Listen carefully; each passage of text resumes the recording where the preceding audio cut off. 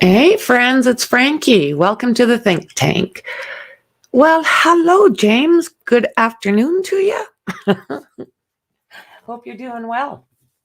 I'm going to talk a little bit about Richard Allen. He's being moved or he's been moved, and I don't know, there's some document requests out there, the safekeeping order. So I thought we'd chat a little bit about that. It seems like Koberger is kind of evening out a little bit. Let's see, I did chase down a few today, and there's really, as far as our other cases, we seem to be at a standstill right now. So, yeah, I'd like to keep this spotlighted. Of course, these girls, I'd like to see someone convicted for hurting them. Well, hello, Emma Vam. Good to see you, friend. Hey, I liked your last, oh, wow. I'm kind of wondering the same, James, if there's two people that committed this crime. I liked your short. I shared it off, Mind of Monsters. You guys had Memorial Day, and it's not Memorial Day here. I forget every once in a while. I'll look and I'll go, oh, it's a holiday. And then I'll look and it's like, no, it's a holiday for somebody else. Okay, so subpoenas have been issued for the facilities with ties to the Delphi suspect, Richard Allen. So we kind of knew this was coming. Let's see what this has to say.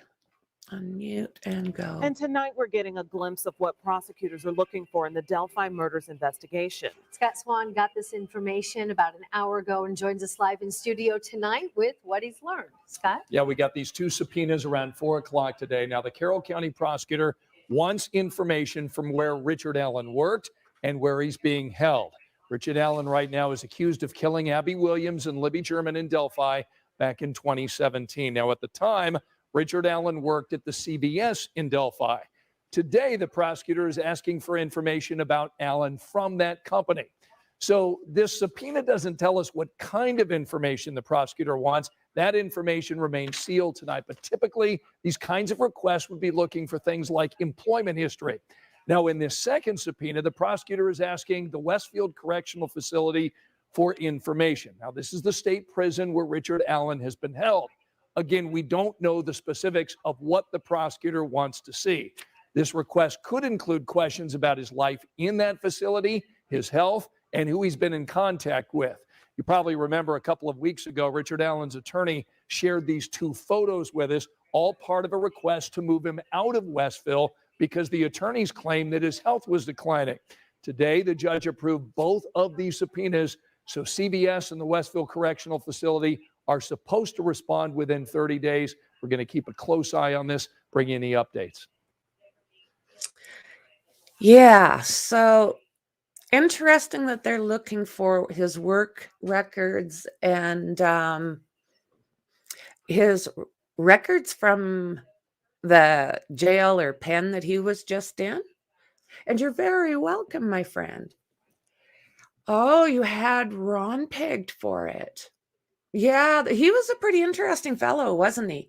He was up to some shystery shite, I do believe. TT times 3. To be honest, when I first saw Alan's blank gaze, I was pretty sure they got the right guy. At this point, I think that they do have the right guy, but I am not convinced that he didn't have some help. This whole thing with Kegan Kline and the Anthony shots and all of that stuff, it was too tied in with these girls going missing, being that was the last communication. Just a whole bunch of things were leaning towards Kegan Kline probably having some information about this. This is just an unbelievable case. I'm looking forward to them actually taking this to court if that's what happens, because I wouldn't mind getting a little bit more information on how they're tying everything together. You know, there was also that search in the river that's kind of shown in that intro. A lot of people were saying that Kegan Kline might have directed them that direction. So, okay. So, yeah, the CVS, Allen's former employer, and Westville Correctional Facility, where he had been held since November, were both asked to provide documents and records. So, what do you guys think about this? Him looking all scraggly, and I'll pull it up. I think I've got this in here. So, this picture here, do you guys think that? I mean, he's got stain on his shirt. He's looking, yeah. Do you think it's stress and jail food that has done this? Or do you think something shady is happening in the background? To me, I'm not seeing that they would do this knowing how close an eye was on him. Would he do this to himself? Yeah, lots of guys do it. I have an easier time believing that than I do that he was being hurt by the facility themselves. Just my personal opinion. Yeah, lost weight, stress of guilt. Ron Logan was foolish, but never on the radar for me. Leaving the remains on his own property never made sense. That is an awesome point. And you know, I've gone over that I don't know how many times. To me, what I was kind of leaning towards him maybe knowing something was the fact that he made up, like he had asked that relative or friend to say that they drove him to the pet store in that other town there. So it was almost like he was looking for an alibi before there was anything to need an alibi for. So I don't know. I don't know.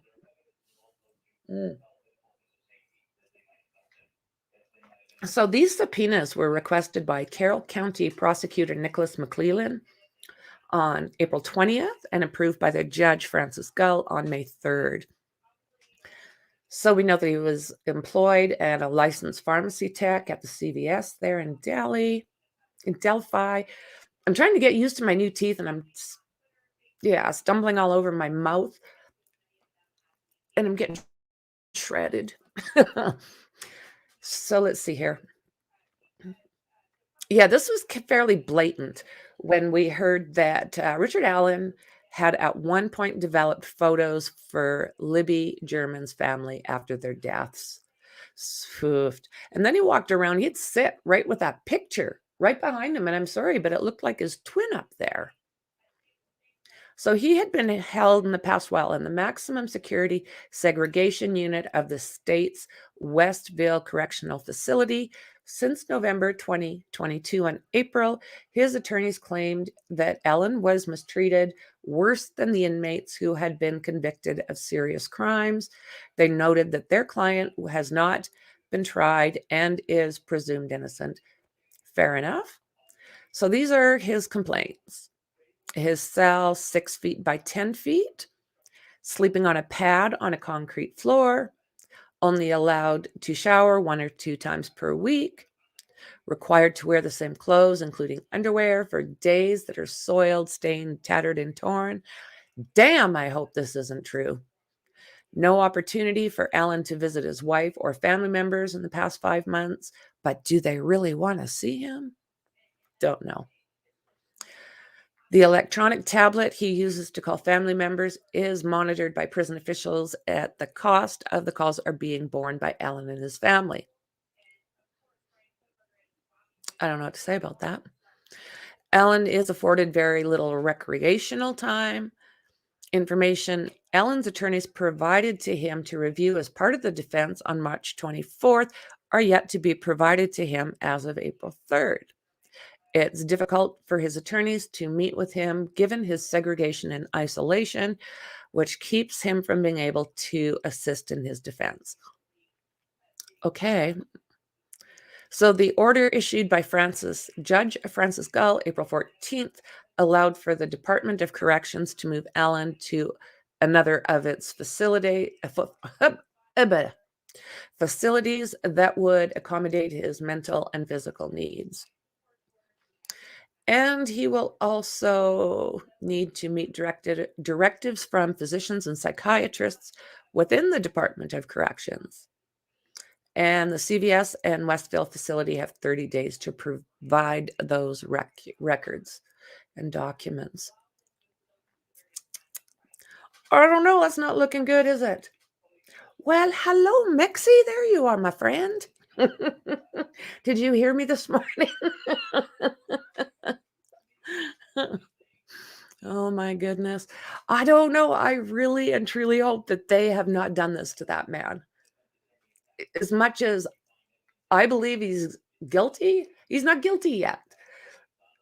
And any kind of behavior like that, oh my God, that could blow the case. So let's hope. So, what do we want to look at here? I'll go here. So we just seen this. This is from the Sun. They're in the description. Check them out. Okay, so yeah, it's looking pretty dirty. Oh my God, I hope they didn't do this to this guy. He's not guilty yet. I don't know. It looks like that guy ate that guy. Brutal. So this is interesting. This was from May 19th, but I still found it kind of on the interesting side of things that Richard Allen filed restraining orders against fellow inmates after that picture emerged. So why is he being kept away from inmates? He was just complaining that he never gets out. So I don't know what's happening there either. So a restraining order against fellow inmates after looking like, I don't understand what he'd be doing. It doesn't sound like he would be with the inmates if he's in a cell for 23 hours a day. So it's saying that he was being caged among the most dangerous offenders who had committed some of the most heinous crimes known to our society. You better not be one of those monsters. I think you are, though. So January, February, April 5th, this was taken. Stress, guilt.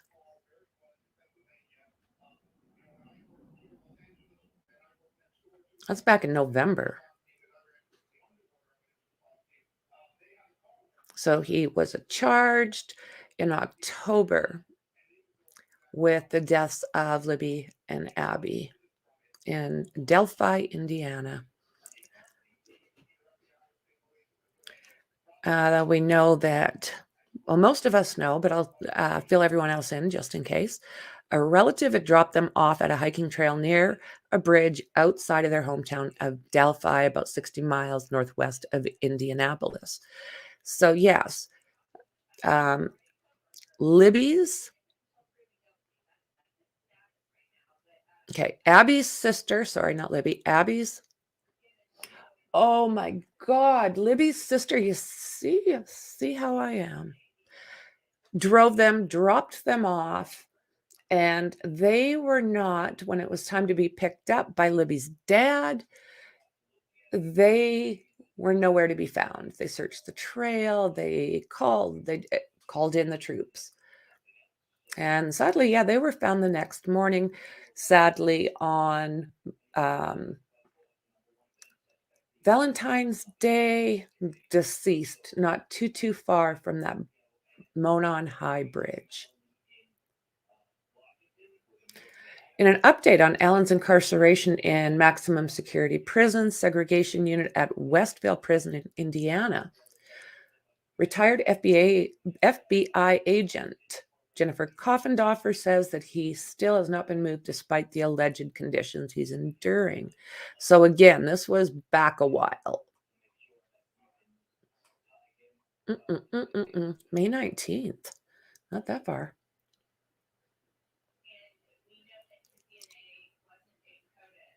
In an update, thus the attorneys have filed a restraining order. The restraining order was filed at Carroll County Court on May 17th, weeks after Allen's attorney shared shocking photos of Richard Allen in custody in a bid to have him moved to the Cass County Jail for his pretrial detention. Shown wearing a stained t-shirt, he was described in court documents filed in April as in deteriorating physical condition. I'd say so. So they are now have filed a request to modify the court's safekeeping order. $20 million bond. Well, I mean, he's being accused of going after kids.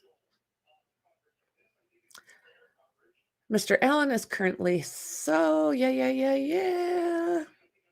And they're again saying all the different nastiness that lives in that prison there. But I do not believe, as they were complaining about him not getting out enough, that he would not really be interacting with these guys. Maximum security segregation unit. Council has investigated and confirmed with prison officials that the unit routinely houses individuals serving sentences of life without parole and others who have committed some sort of the most heinous crimes known to our society and have been transferred to this unit for committing further crimes. Yeah, he's not in there with good people, are they? Is he?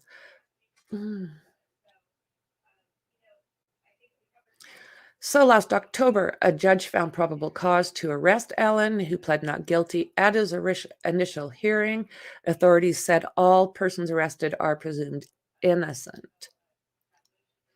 So this was filed April 5th, 2023. So the state of Indiana versus Richard M. Allen, cause number, emergency motion to modify safekeeping order. Comes now the defendant, Richard M. Allen, by and through his attorney, Bradley A. Rosie, and respectfully request that this court modify the court order or the safekeeping order entered on November 3rd, 2022 in this cause. In support of said motion, Attorney Rosie states as follows. 1.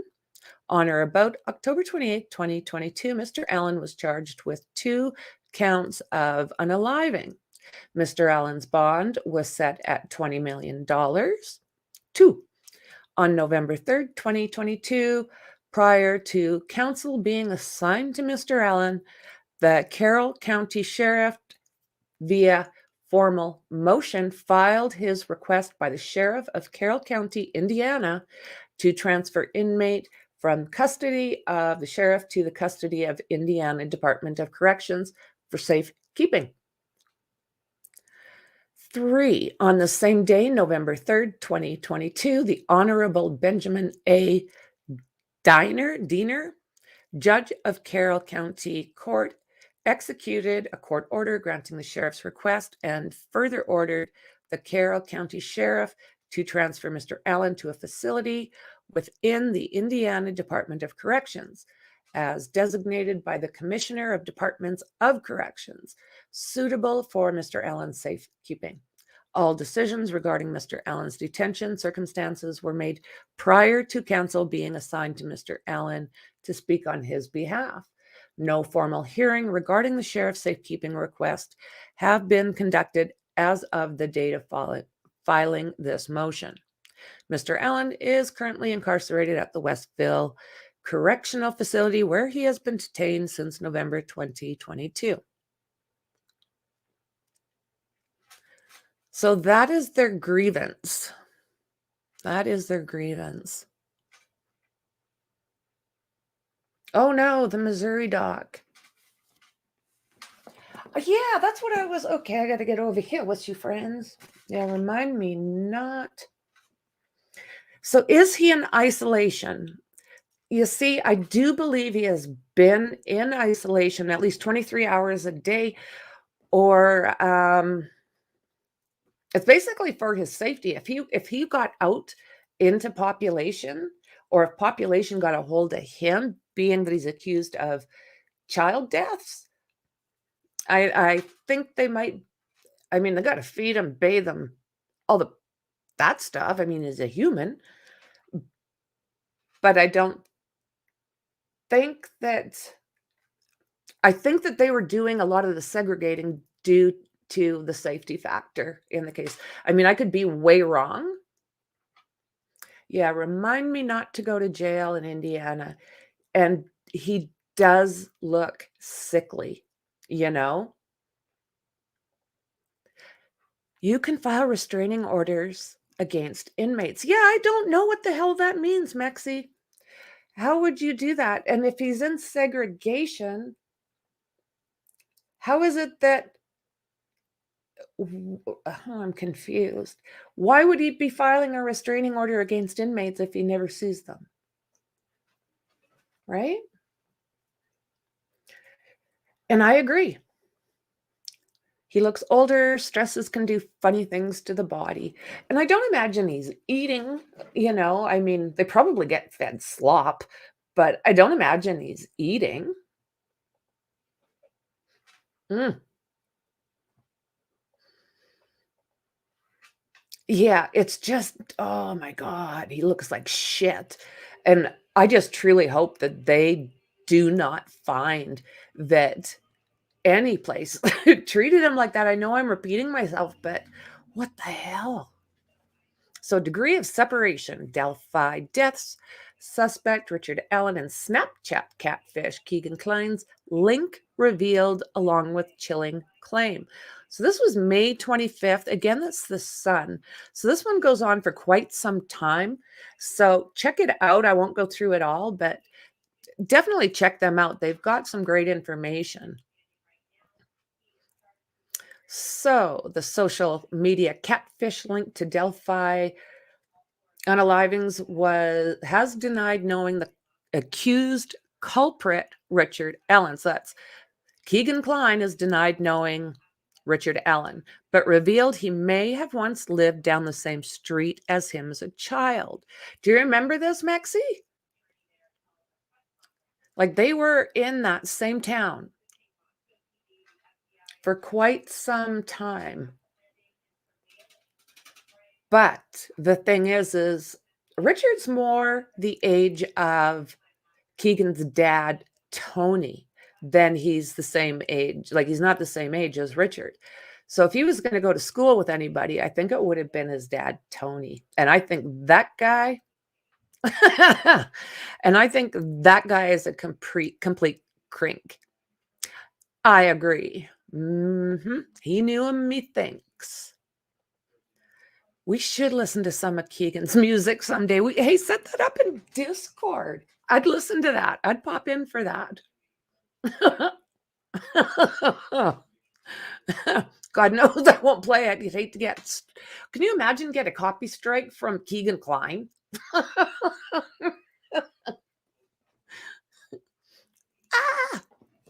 So the online predator.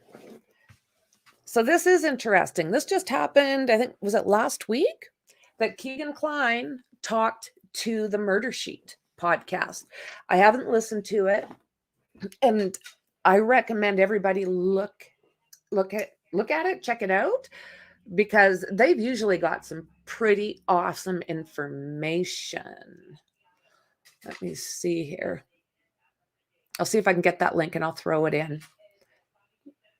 So, Online Predator spoke to the Murder Sheet podcast from his jail cell earlier in the week, where he also claimed to have information on the 2017 deaths of Libby German, 14, and Abigail Williams, 13, but says police are not interested in listening to him.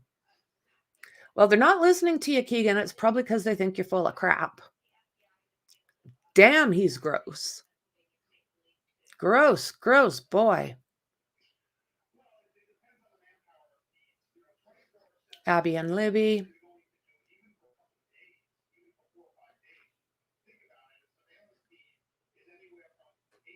So this is Kegan Kline and Kevin Greenlee, and they are the Murder Sheet podcast. Like I say, once again, check them out because they get awesome information. They have been following this from the get-go.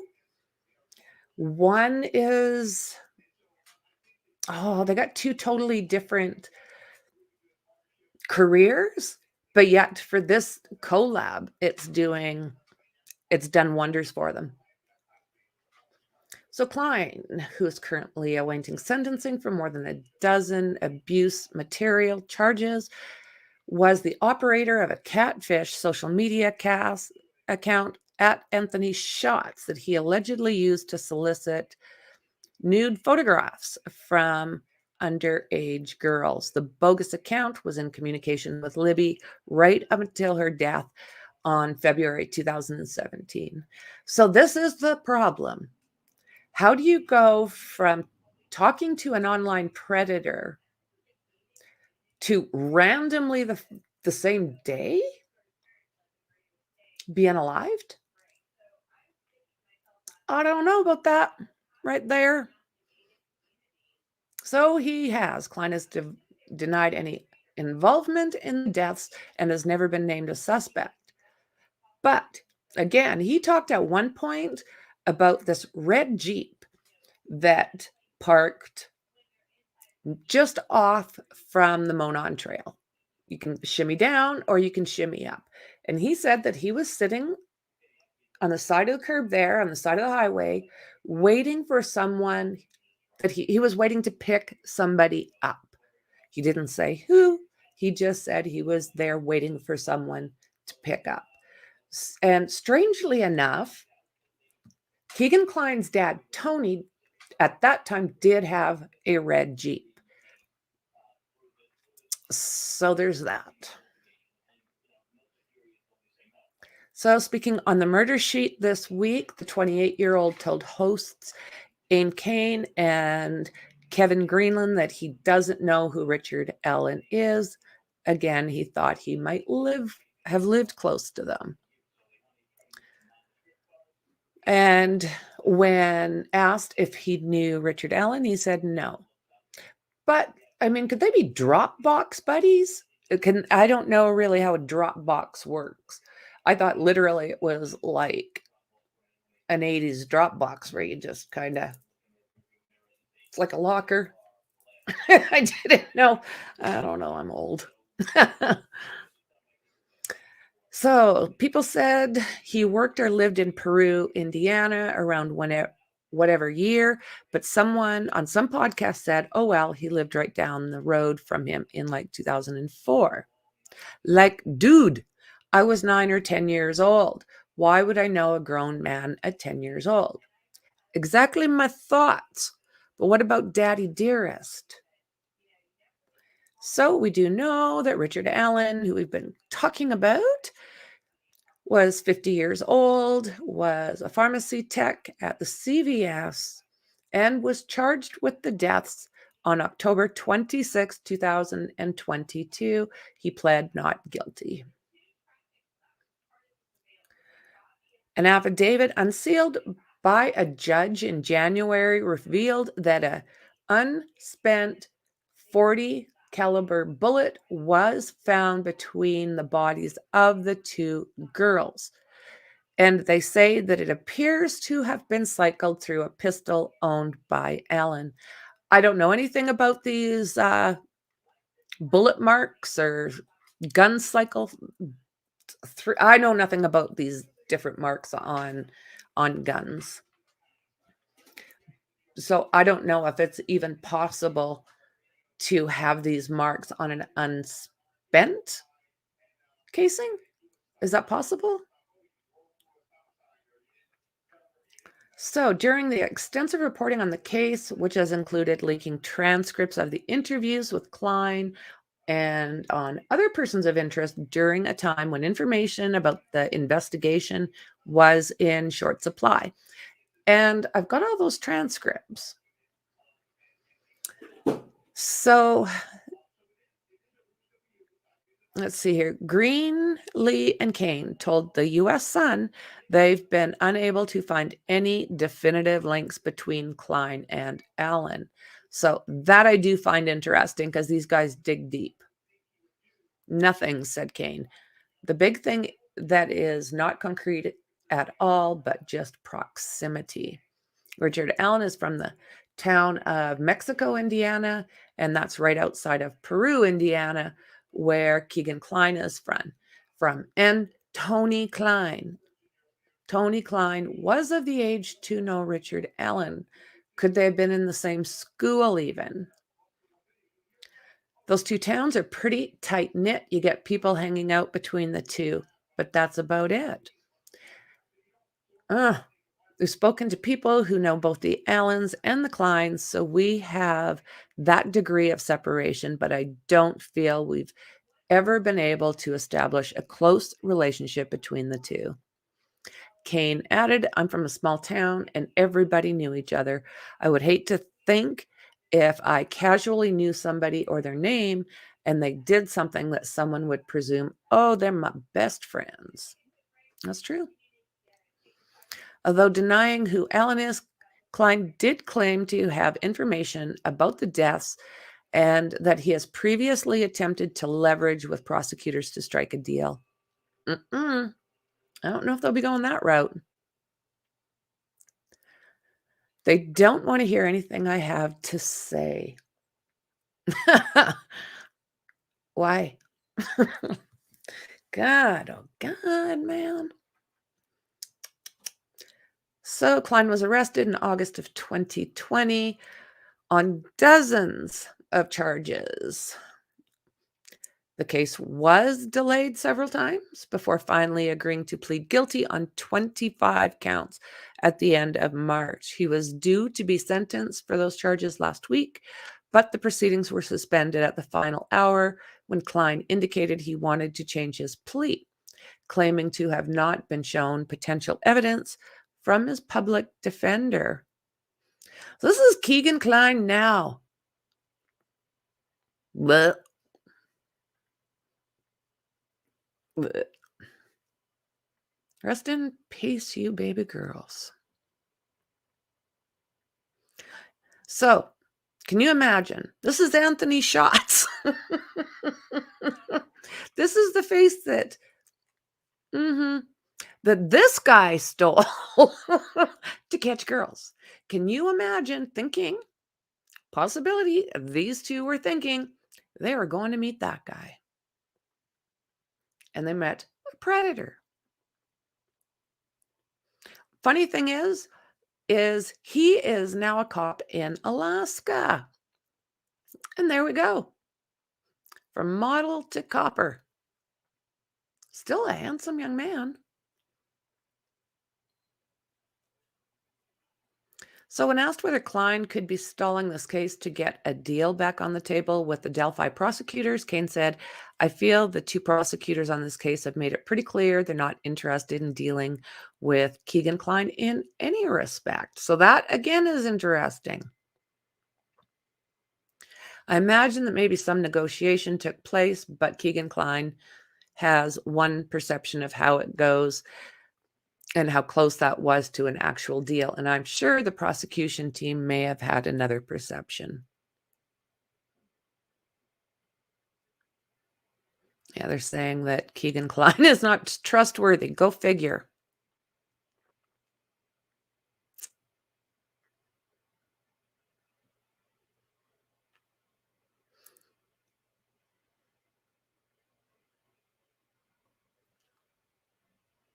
He said that the documentation, including a transcript of an interview he had with law enforcement that contained evidence suggesting that someone else had accessed his bogus social media accounts to solicit nude images. Pointing the finger of blame at his father, Tony Kline, Kegan then claimed he only committed maybe 7 of the 25 charges he pled guilty to and would never do some things he's been accused of. So, explaining the decision to reconsider his guilty plea, Kline alleges the murder sheet that his father, Tony, is guilty of some of the charges he copped to. Boom. Boom. If you've seen the transcripts from my interview, I think in 2020 with the state police, if you read that, you can see that they knew someone else was involved, Kline says on the podcast. They say to me they know for a fact 100%. So, meet Tony Kline. Kegan and Daddy. Daddy Dearest, same age as Richard Allen. Kline further alleged that his father has been charged with a lot of really messed up things in his past, including incidents involving minors. There's stuff that says on every single device, my dad's logged in with his email, Kline added, discussing the transcript. So, Tony Kline has not been charged with any offenses in connection to his son's case. I've heard a lot of really shady things about Tony Kline, so I'm kind of hoping that can get straightened out, because it does sound like one of the YouTube channels, Tony denied any wrongdoing. Snee describes Tony Kline as one of the most technologically challenged people I have ever met, and casts doubt on the idea he'd know how to access his son's device and accounts. Oh, don't be so sure there, sweetie. Kegan Kline attributes his criminal conduct to being a lonely guy who didn't have a girlfriend, and it had all spiraled from there. I'm not a terrible person. Oh my God. So yes, bridge guy, Richard Allen. Question mark or exclamation mark?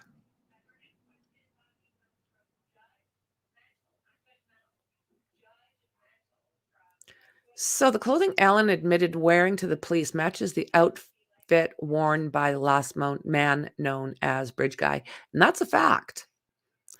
So they say that he went to the police. Well, he didn't. What he did is he was at the grocery store, and as he's going in, some guy from Parks and Recreation was coming out.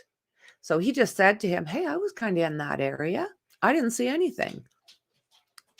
That was the extent of his contribution to this case.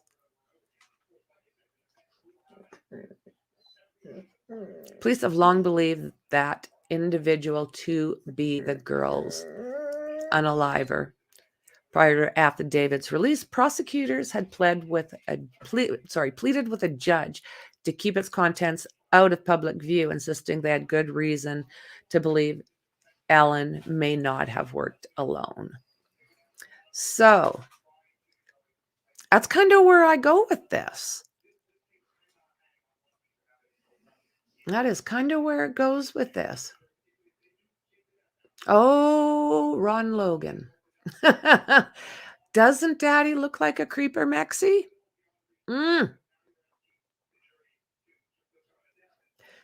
No, he definitely couldn't be mistaken for KK. He's kind of got a look all to his own, doesn't he? Just horrifying. Just monsters.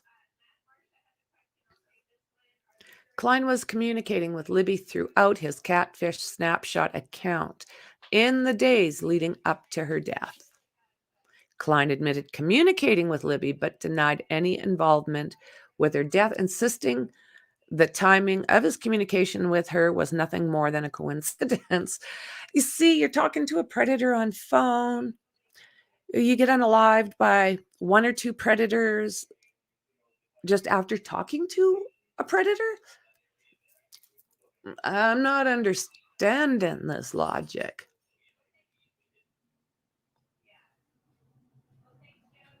See, I don't remember ever saying to meet up with me, though. What are you talking about? In an exchange with another juvenile the day after learning the girls had been unalived, Kline revealed he had plans to meet Libby on the Monon High Bridge where she and Abby died, but she never showed. Huh?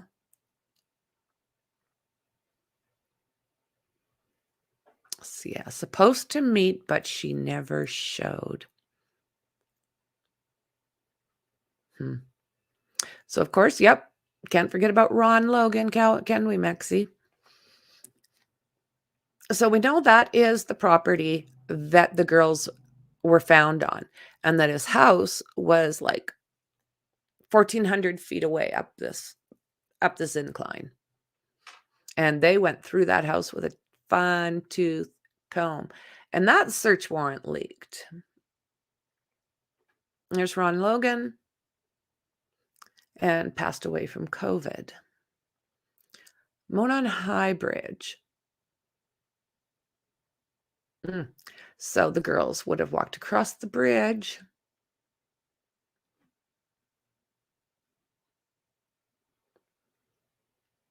And then down.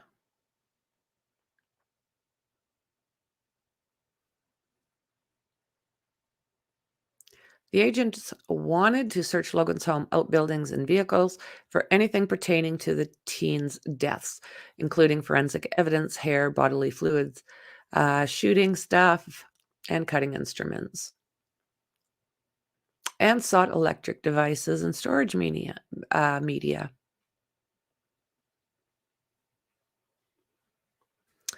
For the first time, without confirming how the girls passed away, the document revealed that Libby and Abby had been staged. Both of them had lot of red stuff, and a souvenir had been taken from at least one of the victims. So we know that we've been hearing that for a while. So out of anything that I think with the whole Ron Logan thing, there's a lot of things that make me kind of wonder, but right here is what disturbs me. So he reportedly told investigators a friend had picked him up from home on February 13th between 2 p.m. and 2:30 so he could go to an aquarium store in Lafayette. So he then says that he also asked the family member to say they'd returned home between 5 and 5:30. Logan contacted the family member the following morning and instructed him to tell the police about this trip. Investigators believe Ron Logan lied about his alibi, making statements that were found to be factually false and intentionally designing to deceive law enforcement. So these are the reasons that I have a little bit of doubt as far as that all goes. I don't understand how that happened. That's a lot of coincidences, right? Ron Logan is basically making an alibi before there's anything to alibi himself out of. Kegan Kline, we can definitely see where there is a connection there. We just don't know how far it was. And we've got Kegan, we have his dad, we've got Richard. I mean, and is it possible that all these people were somehow involved? I think so. He was out drinking while banned. So foolish, made an alibi. Fool, but not right. Yeah, he had his license taken away. But what would make him think that, well, hello, Shauna, good to see you. What would make them think, like, why would James think of making this, or not James, sorry. Ron Logan, what would make him believe that he had to make an alibi for the police before there was supposedly any news about this case. I guess timing kind of, I mean, yeah, there's such thing as coincidences, and I hope that's what it is because he's gone. He's gone. So I'll just see what we got. Richard Allen.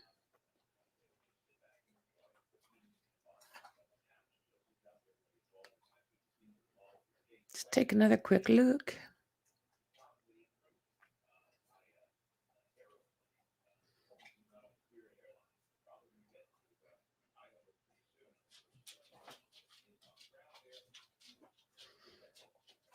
This is just brief.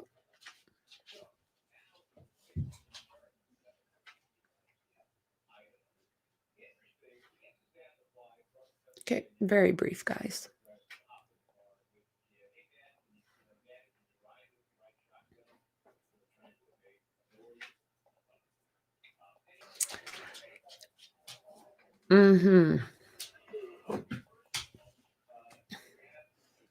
So if he hasn't been moved, he's very much on his way.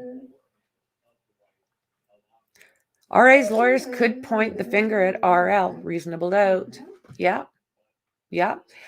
Can it be shut down though? Because is there a way to shut that down? I honestly think they need to be looking at Tony. I think Tony's a problem. And Richard Allen, they're all problems. Like, holy hate.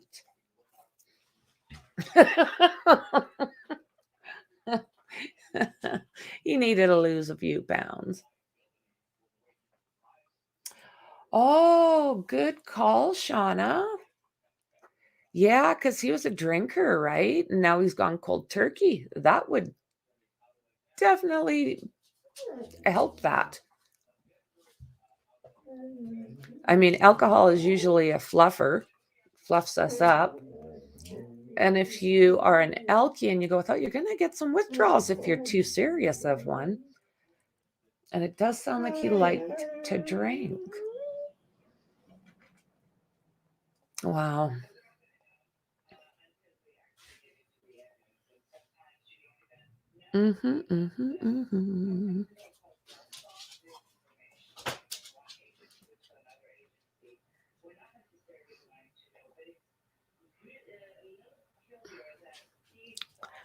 Yeah, this is insane.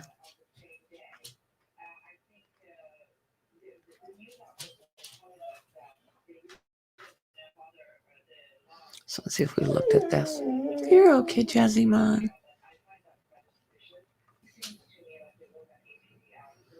Okay, this is the one we just went through. So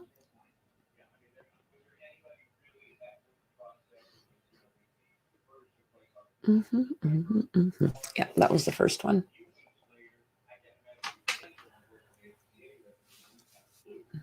I just think you nailed that one on the head. So, guys, that's what I have on Richard Allen right now. We'll see if that June 15th court actually happens. Nobody's really been putting cameras into these courtrooms lately, so we're getting audio, which, I mean, I guess that works. I mean, if we don't see the jury, I don't know what the problem is with actually, unless they're worried about there being some kind of circus outside of the courthouse, which is very possible. So, guys, thanks for hanging out with me. That was awesome. If there's anything else you want me to touch on, most of us are in Discord. So if there's anything else that you think you'd like to hear a little bit about while these cases are getting settled, feel free to let me know. I'd have no problem checking out some other cases for you. So thank you again for hanging out with me. I appreciate you guys. And I'll see you all in the next one. Bye.